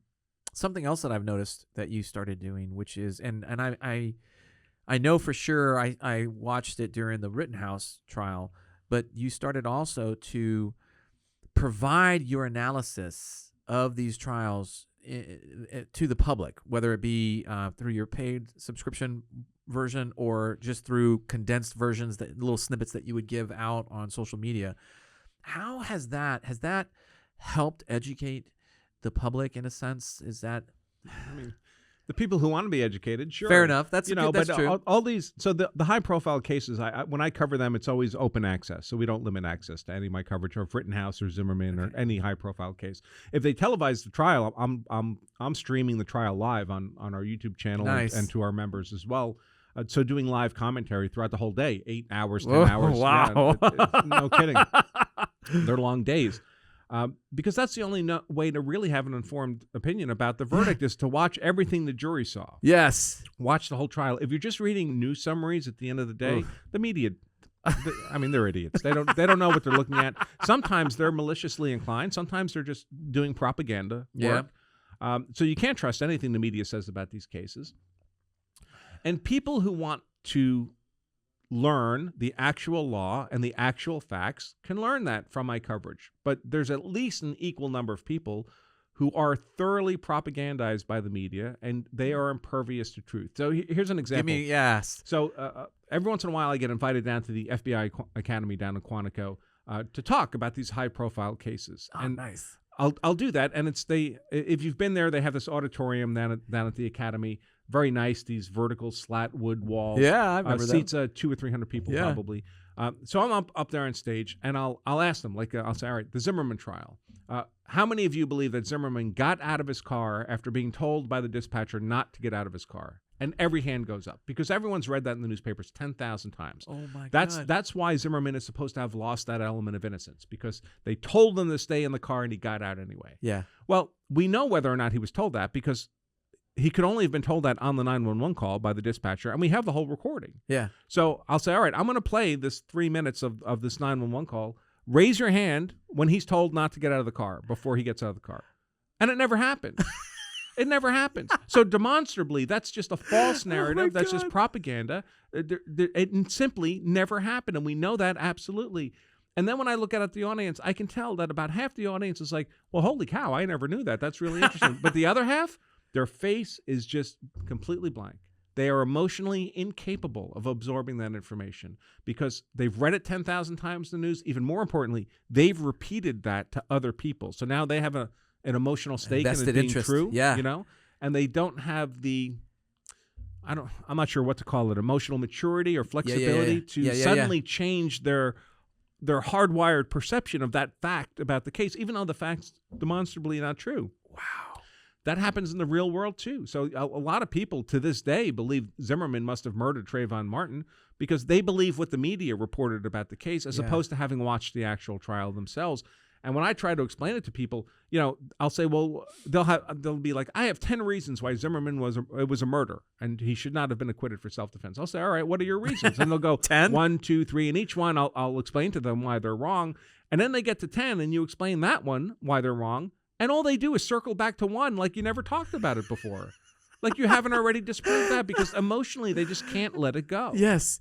So earlier, and I meant to ask you this earlier in the podcast, but earlier when we were talking, you had mentioned how you got invited to Berkeley to do the debate on the Stand Your Ground. Oh, UC Berkeley Law School. Yes. Yeah, that was great. Yes. So you won that debate, but how was the atmosphere of that win there? I mean, were they... It was not nearly as hostile as I had hoped it would be. Oh, no!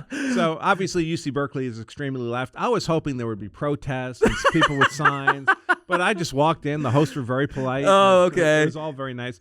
I did get there. There was so I was arguing the pro stand your ground position in the debate, and there was 2 other people on the other side, anti stand your ground. One of them was Sunny Hostin, who's now on The View.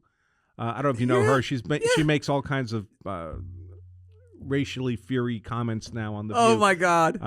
What did she called white women cockroaches recently or something? Oh wow! If they vote Republican, but oh my gosh, she was the anti stand your ground team, and I got there and they assigned a law professor to be on my team, pro stand your ground, and the law professor immediately comes up to me, introduces herself, and says, "By the way, I'm really anti stand your ground." I was like, "All right, well that's ridiculous. Awesome. Thank you for that." But they made a terrible mistake with that debate, and that is they let me speak first. And if you let me speak first in a debate, I'm 80% of the way of winning. Is that right? Because I get to frame in the minds of the audience. And the way they decide who wins is how many minds did you change I gotcha. over the course of the debate. I gotcha. And so when I speak first, I get to frame the entire narrative in the audience's mind. This is what we're looking at. This is what's important. These are the issues you need to focus on. And by the way, the issues you need to focus on are all in my favor, as I'll explain over the course of this debate. Now, if I haven't done that, you should vote for the other team. But if I have done that, well, I think you'd all agree you should vote for me. But of course, then it's all loaded. Yeah. I mean, of course, I'm going to prove what I said I was going to prove. And now they've already emotionally agreed that if I do that, they're going to vote on my behalf. So don't let me speak first at a debate, folks. If you want. Fair enough. Yeah. Good cue. When I'm curious though, the arguments against stand your ground. What were some of the arguments that they used to, I guess, validate their position? They try to suggest. Well, there's two arguments. One of which is, hey, listen, if you could really just safely walk away, shouldn't you do that before you kill someone? It doesn't sound like an unreasonable position. Sure. The other is a totally illegitimate position, and it's a race-based argument that white people will use this to murder black people. They'll just shoot them. What? Yep. That literally came out. Yep. Holy yes. Wow. And the truth is that stand your ground is of most benefit to people who are most likely to find themselves in need of self-defense. Because what's it do? Remember, stand your ground takes away the element of avoidance. It reduces the number of elements on which you're vulnerable to attack. Yeah. That's good for the defender, right? Yeah. And the people most likely needing to defend themselves are people who live in the most violent communities. And those people are largely in America, tend to be African American. Yeah. So stand your ground is of greatest benefit to African Americans who might have to defend themselves against a criminal attack. It's actually in their interest. But it's important to keep in mind when you take avoidance off the table, which is the only thing that stand your ground does. Stand your ground is not some weird alternative way of justifying using force. It's just self-defense with one less element. Yeah. So the stand your ground states are basically saying, all right, listen, we're going to take avoidance off the table. So you don't have a legal duty to retreat, but you still have to meet all the other conditions. You still have to be the innocent victim of an imminent act of deadly force aggression, and you have to do everything that a reasonable person would do under those circumstances. If those things are true, we will not try to put you in a cage for the rest of your life. That's what the stand your ground states say. Yeah. The duty to retreat states are saying, listen, even if all those things are true, you're the innocent victim of an imminent deadly force attack and you're doing everything reasonably. We reserve the right to put you in a cage for the rest of your life if we can convince a jury that maybe that guy could have run away instead of defending himself. Oh, my goodness. Well, the interesting thing about viewpoints, I suppose, is that I feel as though there's always there's always the flip side. You could always run away. And my worry about something as broad a statement as you can always run away, and the reason why many of the states that do not allow for stand your ground laws are because they have recognized an I wouldn't say an easy way, but a way to take self-defense off the table fairly conveniently. Because it's a broad statement. And it becomes very subjective, right? Exactly. Because the actual standard is you have a legal duty to retreat if safely possible. So you're not required to increase your jeopardy to try to retreat, but that's a judgment call. I was just going to say, and again, that's back to ambiguity. And none of the people making the call were there.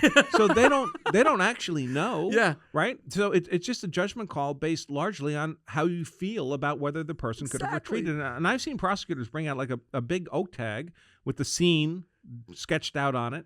And then all these red arrows, and they're like, well, all these red arrows were safe avenues of retreat. And maybe this defendant didn't see all of them, but surely he must have seen one of them. Yeah. Right? But maybe you didn't. Because when you're under attack, you're very threat focused, right? You're probably it's very hard not to be. You might be looking at the muzzle of that gun and not seeing anything else. Yeah. But it's hard to explain that to a jury. So it's a really in the duty to retreat states that they love that element of avoidance because it's particularly vulnerable to attack. Yes. Because it is so subjective. That's where I was going. It seems like that is of the 5 that we had talked about, like which is the go-to for many states that actually have that availability. And they nail a lot of bad guy cases of self-defense with that because bad guys don't want to back off because often it's a reputation-driven right, conflict. So a lot of bad guys get blown up on their self-defense claim because they could, in duty to retreat states, because they could have retreated and they just didn't. They didn't want to lose because it was face. part of their machismo. It tends not to be a big factor in good guy cases of self-defense, because most law-abiding people, if they could genuinely safely retreat rather than shoot someone, well, that's what they do. And again, in the beginning of our classes, I try to talk, the carry classes, I try to talk about the importance behind recognizing what's at stake. And, that you need to make sure that you have thought this through and that you've considered options now so that they're more available to you under those high stress. In an informed way. Yes. Make sure you know what the rules actually are. Well, and that's, and I can even see some, I wouldn't say failure points, but some areas that I left like unattended in our force on force classes. Some areas that I did not put enough emphasis on. Some areas that I did not necessarily. We all have limited time. Well, that's like true. I said, when I teach my course, it's a full day. Yes, just that. Yes, I get to give them like a 15-minute brief to try to help prop. That's why I try to keep it as simple as possible. But the good thing about that, the takeaway is that I leave them with such a thirst for. I shouldn't say all of them, but a vast majority of them. I leave them with such a thirst to wanting to learn more that they end up researching it on their own. And I would say 9 out of 10 times the research results in the purchase of your book, or at the very least, the visitation of your website at a minimum. And that to me, and that was one of the things that I was trying to get across to some people. I was like, there is no other entity that I'm aware of that has condensed the aspect of self-defense into something that's tangible, number one, right? It's you can look at it and read it and reflect on it and understand it. It's understandable. Yes. It's in plain English. It's Yes. It's not 500 things. There's only 5 elements. It's not. It's actually. Even your smaller version. Yeah, and this one we give away. Yeah, we literally give it away. So the smaller version of that. That's like a Harlequin novel right there. You can power through that quickly. It's just not. Most people tell me they read it in an afternoon. So it's easy to read. I will tell you, the first time I went through the book, I read it in I would say probably about 3.5 hours. Like I literally sat down. Sounds about right. I sat down and just started reading it, and then afterwards I went back and I started studying chapters in greater depth. Yep. And I can't emphasize that enough to people as far as that was 3.5 hours of my life. 3.5 hours in my life that expanded my knowledge base and helped to ensure that not just my livelihood, but my family's livelihood, the students that I have an obligation to continue to provide information to, are all still intact. It's a small price to pay, even if that book was $100, which it's not, by the way. Even if it was, it's the value added to it pays off immeasurably. Yeah, most of what I do, we give away. Yeah. So we give away that soft cover version of the book. I do YouTube shows most days of the week talking about use of force events, talking about these 5 elements. We do, of course, have members-only content and memberships and stuff like that. We have to pay the bills, obviously, but people are free to just take advantage of our free content forever and educate themselves, and there's really no way to do that. No reason not to do that. Well, but what you said was there was a time when there really wasn't any way for the layman to truly understand this. Now, and I could potentially justify an argument for, well, I just don't know. We talked earlier in the show about some of the license to carry folks that are resistant to carrying because they just don't know the law. Well, now there's actually. I should say there's still an excuse why you may not feel comfortable. That's another story. But it's a personal decision. It is. Carrying a gun's not for everybody. Absolutely. Yeah. But if lack of understanding of the law is your decision, there is now resources available to you to help clarify that for you, to put it in proper context. Because even if you don't carry a firearm in the streets, if you have one in your home, the assumption is that perhaps for home defense or some sort of scenario that could happen. So there's and it's not just guns, by the way. So we cover deadly force, of course, but also non-deadly force. So if you got pepper spray, well, there's legal constraints on the use of pepper spray. If you're a practitioner of BJJ, folks, there are techniques in BJJ that are clearly just non-deadly force. You're basically wrapping the person up so they can't hurt you, they can't hurt themselves, and you're just waiting for them to get tired, right? Yes. When you're going into a clinch or something like that. But there are techniques in BJJ where you are destroying people's joints. Yes. That is deadly force. That is serious bodily injury. And I run into a lot of martial artists who don't recognize that. They think because they're only using their hands, they're not in the deadly force realm. Remember, if you're using deadly defensive force, Yes. you better have been facing a deadly force threat, Yeah. or you just committed Yeah. a felony. Yeah. And they think because they're just putting someone in a shoulder lock or an elbow lock that they're using non-deadly force. Well, if you're just holding that joint lock, Fair enough. That's Yeah. fine. You're making the person uncomfortable. All right, that's non-deadly force. You destroy that elbow or you destroy that shoulder, that is serious bodily injury. And if you were not facing a deadly force threat when you did that, that's an unlawful use of force, an unlawful use of deadly force, and that's going to be a felony. So it's interesting to hear that, because that is a brilliant point, that we often just associate deadly force with a gun, and how we don't pay any attention to any of the other options available, any of the other tools that we might have, whether they Right. be a knife or an impact weapon like a bat or baton that you might use. And,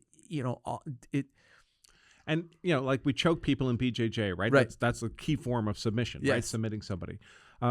Well, a prosecutor doesn't know anything about BJJ. Yes. Yes. All he knows is you choke someone unconscious. yeah, Well, in his mind, it's ambiguous, Yeah. arguably. Because if a bad guy did that to you, would you consider that a serious threat? Yeah. He choked you unconscious. Yeah. Yeah. Now 'Cause- your life is whatever he wants it to be, exactly. right?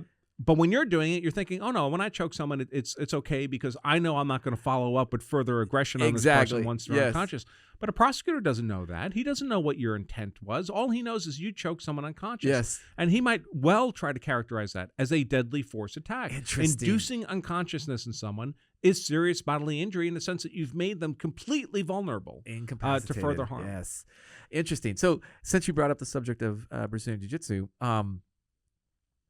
I understand that you've recently started to partake in that. Very, very recently. Yes. So I'm the whitest of white belts in Gracie University down in Colorado Springs. Shout out to Professor Jay. But I've only been doing it for a few weeks. So right now I'm getting turned into a pretzel by 90-pound girls in the class. But I'm hoping to improve. So first of all, it's outstanding, and congratulations on it. I feel like, the nice thing, we have a lot of folks that have a Brazilian Jiu-Jitsu story to tell of their own. So my curiosity is, what at this point in your life, what led you to pursuing or maybe dabbling in the art? Oh, guilt. I mean, it's something Guilt? I should have done years ago, so I'm just catching up. But one of the things I really like, so I've taken other martial arts. I've taken Taekwondo. I've taken Shotokan karate when I was a much younger man. The trouble with most of the striking arts is you induce a lot of injury on the other person. Plus, I just don't believe they're as effective technically as jiu-jitsu, but you're inflicting a lot of injury on someone. Hard to train, real. So you can't really train for real. And when you do defend yourself, well, that other person, now you just beat the crap out of them, and it looks terrible. Yeah. With jiu-jitsu, you can just be wrapping the person up or putting them in a joint lock, and you're not causing a lot of apparent injury to them if things stay at that level. So I just think it's a martial art that's a defensive art that's inherently more legally sound than many of the others, and you can actually practice it in a real way, right? When you're rolling on the mats, I mean, that guy's not trying to kill you, but he's pretty real. resistant to what you're doing, right? Yeah. You have to overcome his resistance. Sometimes it's like these, if you ever take like a weapons retention class and, you take the gun from the person and they weren't trying to keep the gun. They were just going through the exercises. They were trained to do it. That's why I love force on force classes, right? Everything's easy until someone's knocking you on your ass, and then you have to do it, and then it's a completely different experience. Story. Right. So that's another thing I like about BJJ. You're actually wrestling with someone who's resisting your efforts to submit them. So you get that. And frankly, one of the hardest things for me to overcome just getting into BJJ was just physical contact with strangers. I mean, most of us have a personal space. Absolutely. We don't like it to be invaded. Yeah. And there's a visceral discomfort when now you're touching another sweaty human being. But man, if you're in a fight, you're going to be touching that person. Yes. So you better be comfortable with it. So I love everything that you said, first of all. I think it's brilliant. I do want to kind of circle back to the legal aspect of it, because I think there's something to be said about that. But one of the things, too, that I appreciate about the sport and the art is that it's something that you talked about. We look at, in any of our contact level courses, there's 3 levels of contact. There's basically it's we start at the top layer is combative, then there's competitive, and then there's cooperative. Right. So like in the beginning of a class, you may be drilling. That's cooperative. Right. Yeah, that's what I'm doing. You're learning. So your opponent is cooperative with you, so you can kind of learn the positions and all that other stuff. But then hopefully maybe towards the end, you'll get a little opportunity to be a little competitive with one another. And that's where the resistance comes in. And that resistance helps you to kind of be better prepared for when you are actually doing it in combat. Because unless you're doing it for like an actual professional level sport of sorts, the only other form of actual combat is real combat, right? Which is very hard to replicate and very difficult on all parties, right? So what I've appreciated about jiu-jitsu in particular is that it allows you to train at that competitive level and get great feedback about both you and your opponent. So you get a chance to actually feel opponents both good and bad, like somebody that did something right and you find yourself submitting, and then somebody that did something wrong, and you were able to actually affect a submission on somebody else, or a joint lock, whatever the case might be. So the good news about that is the preparation aspect from like you're preparing yourself for that physical altercation. And I feel like the more people do that, the more they become aware, or the greater awareness they have of that physical space, the boundary that you already had, that you had a hard time or reluctance of actually kind of like breaking, that you had spent a lifetime creating that awareness of your bubble, if you will. And now through the physical interaction of other people's physical interaction, they're now starting to expand and learn about, I don't want to let this person get this close to me because I know what can happen when I get inside of people's ranges. Yep. And I know that's bad because I get tapped all the time on the mat. So it's really helpful to getting people to become a little bit more aware of space, zones, distances, whatever you want to call it, so that you can better be aware of your surroundings. We talked about that earlier, situational awareness, how valuable and important it is. Yep. So the legal question that I wanted to ask you, since you now are becoming an aficionado of jiu-jitsu, has to do with like the rear naked choke, or it goes by different names, but in the law enforcement world, how it's been virtually stripped off the table for law enforcement officers to use as a means of restraint. And that, in my opinion, and I'll come out formally and say that I disagree with that, because I believe that what that does, that's taken away a non-deadly force option and replaced it with a deadly force option. Right. Even though what you described as going unconscious leaves that individual completely vulnerable, in this case, that vulnerability allows them to be taken into custody. Right. The problem is, of course, the police departments, they report to political masters. And so the political masters are subject to the whims of the electorate. And the police are often using force on suspects who are enormously physiologically unhealthy, or on drugs, or intoxicated, or some combination of all three. And they, if you take an inherently fragile person, physiologically fragile, even though they may appear large, like a large person, but they've got a defective heart, or they have other problems with them that may not be visible to the officer puts some kind of choke on them, and then that person dies. To the public, it looks like the officer just killed that person. Without a doubt. Even though the officer didn't do anything wrong. We have you may remember the Eric Garner case in New York City, right? Where he was going to be arrested because he was selling Lucy cigarettes. And they didn't even put a choke on him. I mean, it was more of a seatbelt wraparound. They were trying to take this giant guy to the ground where they can handcuff him. But Eric Gardner, he was not killed by the police, folks. He was killed by his own physiology. Yeah. But he died, and it looks bad on camera. Yes. And because it looks bad, the political masters say, hey, we don't want this heat. Yeah. So we don't want you to do this anymore. Yes. And the police chief, or whoever the head of the department, says, all right, well, he's a politician too, by the way. Yeah. He tells the trainers and the staff, we're not doing that anymore. Yeah. Even though the net result is negative for the community, because, as you say, they've taken a perfectly good tool off the hands of the officers. Yeah. It's the same with these. It's with all these political drivers. The cops have tasers, and then they keep getting tasers taken away from them, and then they shoot the suspect because the cop doesn't want to, reasonably enough, be tased. And I would suggest, folks, that with these tools we think of as less than lethal, like tasers, like OC spray, they're less than lethal when they're used defensively. because if you're using it defensively, that you neutralize the threat, and you it. don't start kicking the crap out of that person, right? Yeah. The fight's over. Yeah. It's different when they're used offensively. Yeah. When they're used offensively, it would be reasonable for a cop. He's got a gun on his belt. Everyone sees it. If he's going to be tased with his own taser and incapacitated, that's an unlawful attack on the officer. It would be reasonable for him to infer the attack will continue. Without that he'll a doubt. then lose possession of his gun.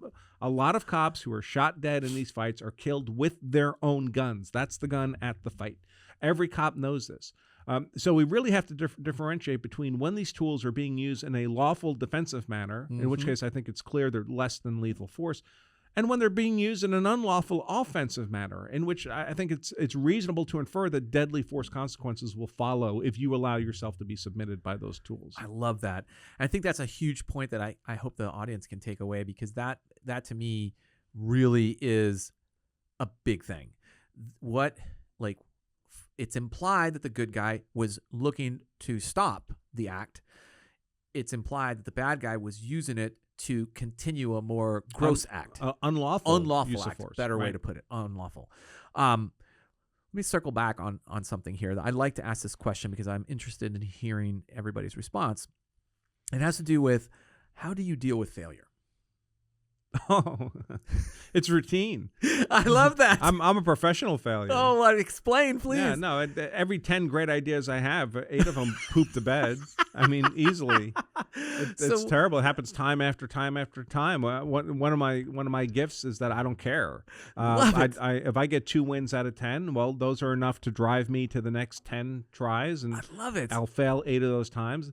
You know, it's interesting you mention this, because I have a lot of friends who've been in law enforcement, federal, local, or in the military, and they're retiring now. I mean, they're my age. I grew up with them. I'm 57. I'll be 58 in a couple of weeks. So they're all retiring. Yeah. And they'll call me and they'll say, "Hey, Andrew, as a second gig post-retirement, I'd like to do the kind of thing you're doing, YouTube videos." They have their own areas of expertise. And I'm like, that would be fantastic. I mean, the 20, 30 years doing the kind of law enforcement work you did, people would love to hear about that. You could give security advice. You could give it would be fantastic. And I'll explain to them, how to start up a YouTube channel, how to do blog posts, how to do all this stuff. I'll tell them to write a book. Yeah. And it never happens because I think most of them were in government service most of their lives, either law enforcement or military. And those governmental agencies tend to really punish risk-taking. Yeah. You have to do things within the regulations, or you suffer true. very negative consequences. And so I think a lot of these, especially when they've been in so long, not all of them, but a lot of them, they're just uncomfortable with risk or chance of failure. They don't want to do it because that would be, career-wise, completely destructive in their old profession, right? To have a catastrophic failure. Yeah. You don't get that promotion, right? You don't go to FBI headquarters if Whatever. that kind of thing happens to you, whatever it might be. But for me, I just take risks all the time. I try things all the time. It doesn't matter to me if I fail. I couldn't care less. In fact, if I wasn't failing a lot, I'd be like, man, you're not working like you should be working. I love right? hearing that. Yes.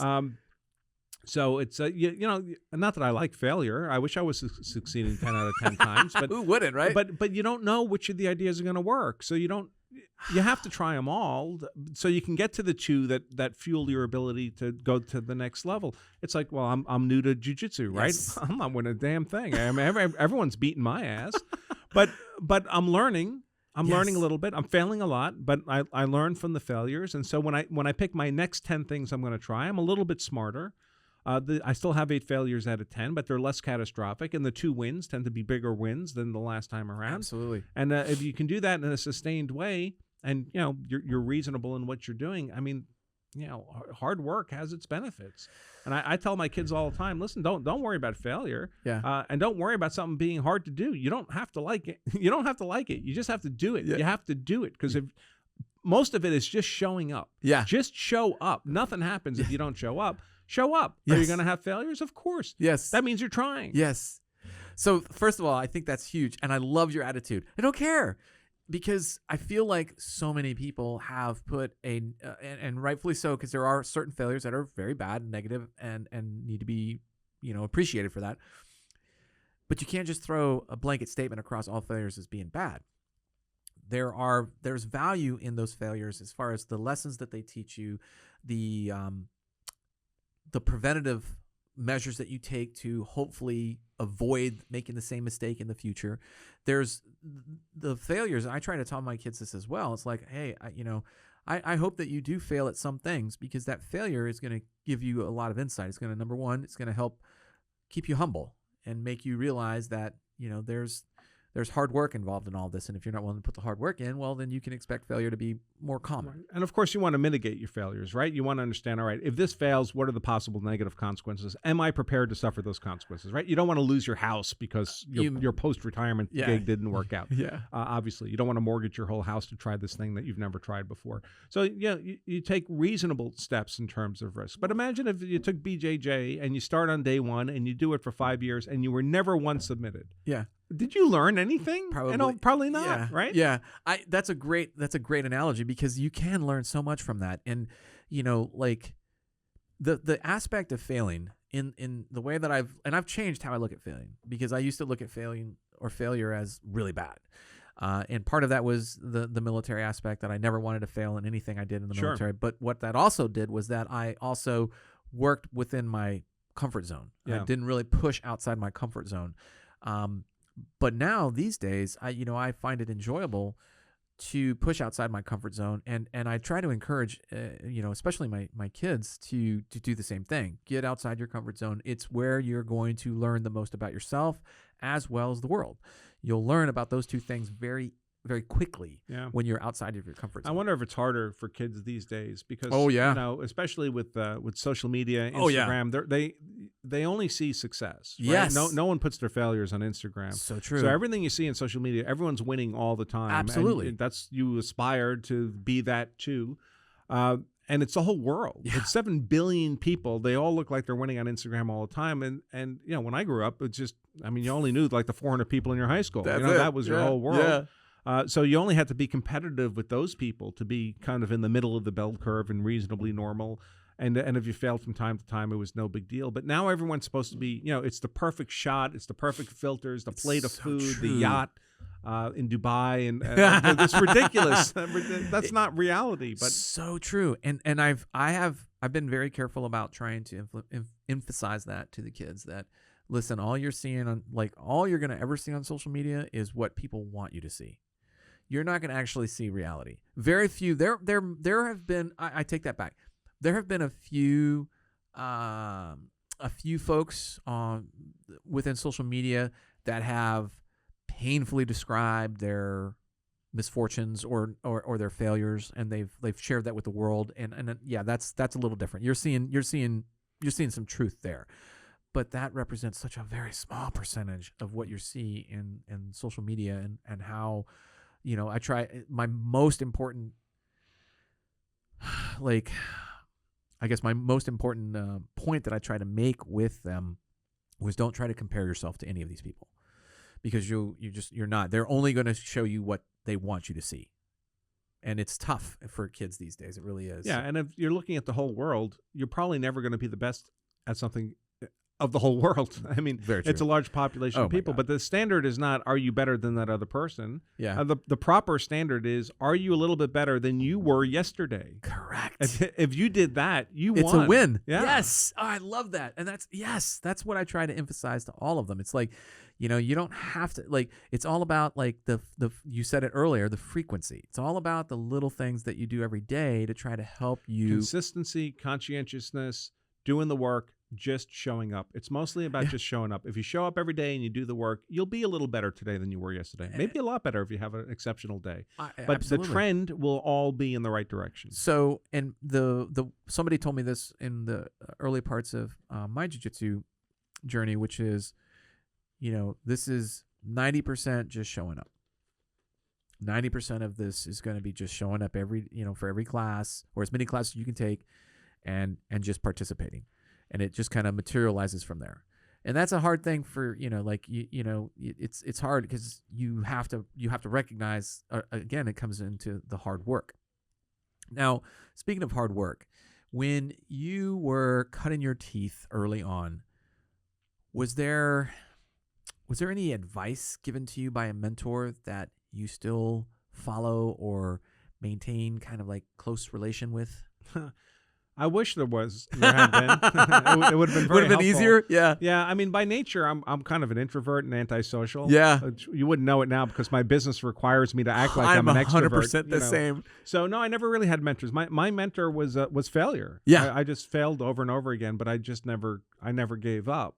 When I was a young man, I worked as a diesel mechanic in New York City, and it was a family-run business. My grandfather had started it, and with his brothers in the 20s,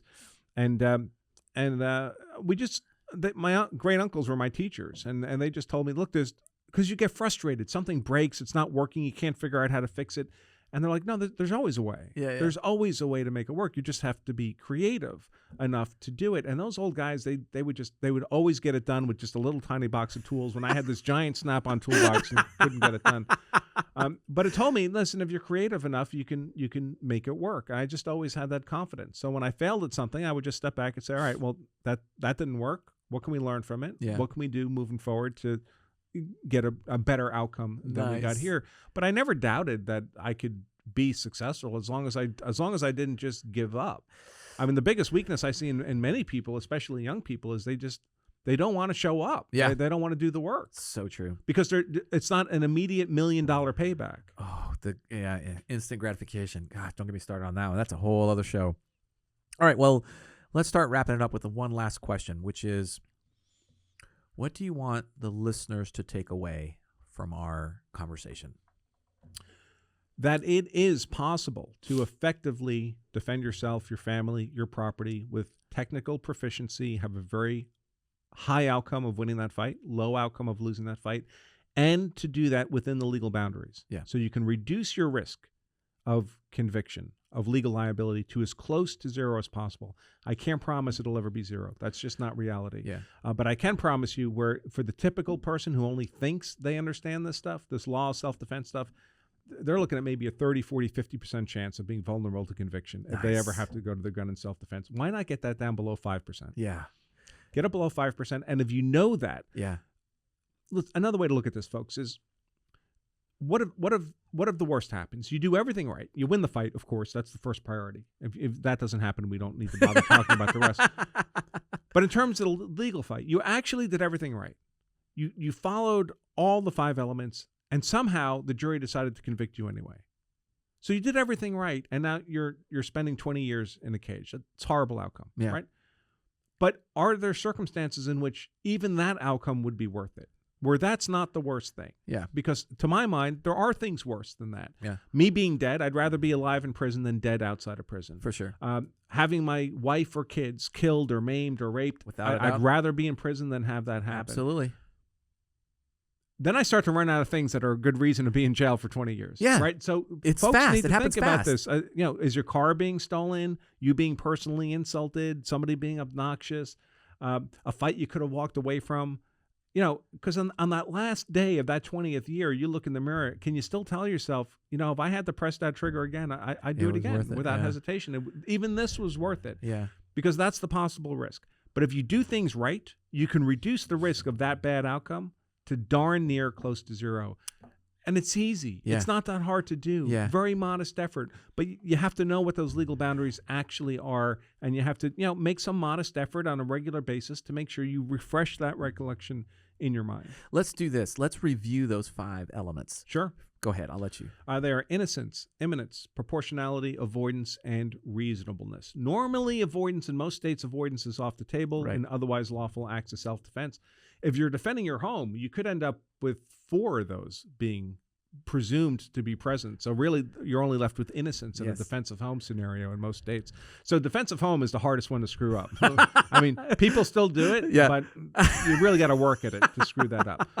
But those are the 5 elements: innocence, imminence, proportionality, avoidance, and reasonableness. Again, folks can get that PDF download for free at lawofselfdefense.com/elements. That was actually going to be the very next question, which is, where can folks go to learn more? The best thing people can do is get the soft cover version of our book. It's exactly the same as the hardcover, but it's free. Yes.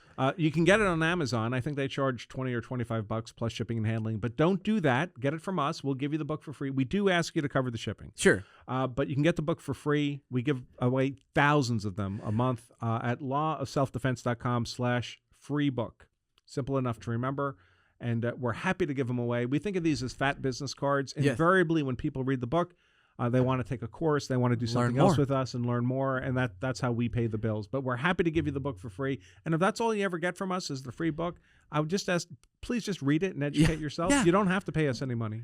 So I really want to emphasize this, folks, as we get ready to kind of sign off here, which is this one act that you take, which is to take advantage of that free offer, will impact you in ways that you can't possibly understand right now. Once you've had a chance to digest the material inside that book, so many things will make more sense to you. Not just should I carry a firearm, but now that I am carrying a firearm, I feel more confident in knowing what are the boundaries that I legally can work within. And when you know what those boundaries are, it gives you, I wouldn't say it gives you a vote of confidence, but what it does is it helps to remove some doubt as far as what you can and can't do. And that doubt can lead to hesitation. That hesitation in that moment where we have to win the fight can alter the outcome of the fight. Right. I like to tell people that our goal is to help them make better informed, more confident, more decisive decisions in self-defense because they know where those legal boundaries are. They've hardwired it. Yes. And that helps you win the physical fight too. That's what I'm saying. Right. That's so many the reluctance or the hesitation or the self-doubt that is lurking around in your brain can now be put to rest. Clarified, or maybe not put to rest completely, but it's no longer murky. And that allows you to be decisive, as you mentioned. And that decisiveness can alter the outcome of that engagement in a positive way, hopefully for you. Right. Because really, folks, what tends to happen in the real world is you're not fighting, and then you're fighting 150%. Yeah. Yeah, when the fight's on, you have to win the fight decisively right now without hesitation. But you want the confidence to know that you've met the conditions for doing that without an unnecessary risk of going to jail. I hope that everybody who watches this video can walk away with that simple little nugget of knowledge that this information is a knowledge. It's a tool that can be used to your advantage, and that advantage is better preparedness for your legal defense should the worst case scenario ever happen to you. And let's face it, it is always the worst case. It is always the last option that we leave on the table, but it is an option that's on the table. And if it's going to be on the table, you need to know how to prepare and in this case, defend yourself in the legal system. So, folks, that's a wrap. What I want to really emphasize again is this is a free book. Can you hold the book up again? It's free. All right. FREE. All you have to do is pay for the shipping and it's free. All right. So it can't get any better than that. It really can't. All right, folks. Well, I want to thank you, Andrew, for coming all the way down here. Just I mentioned he was a motorcycle adventurist. He drove his motorcycle from Colorado down here. Temperature when you left was 19. 19. When you got down here, it's like 38. So 39 this morning, I think is what it was. Yeah, I'm hoping it'll be in the high 40s when I leave here. So that is commitment. And good for you for doing that. I do think that enjoying the free roads is nice. I probably wouldn't do it in the middle of winter, though, or the beginning of winter. Let's say the beginning of winter. But thank you for coming all this way. I really appreciate it. I want to thank our viewers for checking us out. I want to thank our sponsors for supporting us, and I also want to thank the men and women holding the line. All right, you can check out all our previous podcasts by visiting bulletproofworkshop.com. You can learn more about me and training opportunities by visiting tridentconcepts.com. Until then, I'm Jeff Gonzalez, and you're listening to the Bulletproof Workshop podcast. Stay safe or be dangerous.